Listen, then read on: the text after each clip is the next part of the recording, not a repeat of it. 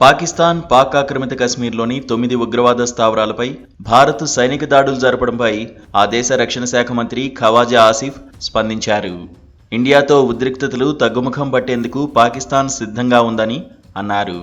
అయితే ప్రస్తుత పరిస్థితిలో ఉద్రిక్తతలను తగ్గించాలని ఇండియా అనుకోవాల్సుంటుందని చెప్పారు.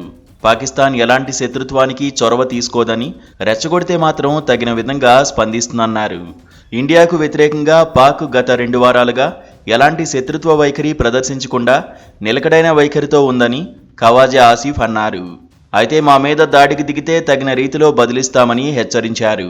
ఇండియా ఒక అడుగు వెనక్కి వేస్తే మేము కూడా ఉద్రిక్తతలు తగ్గించేందుకు సన్నద్ధంగా ఉంటామని బ్లూంబర్గ్ టెలివిజన్కి ఇచ్చిన ఇంటర్వ్యూలో ఆసిఫ్ తెలిపారు. ప్రస్తుత పరిస్థితుల్లో దౌత్యపరమైన చర్చలకు ఇరు దేశాలు ఆలోచన చేస్తున్నాయా అని అడిగినప్పుడు అలాంటిదేమీ తన దృష్టికి రాలేదని ఆసిఫ్ చెప్పారు. కాగా ఆపరేషన్ సింధూర్పై భారత ఆర్మీ మాజీ చీఫ్ మనోజ్ నరవణే కీలకమైన హింట్ ఇచ్చారు. సినిమా అప్పుడే అయిపోలేదు, ఇంకా ఉంది అంటూ సోషల్ మీడియాలో ఆయన ట్వీట్ చేశారు.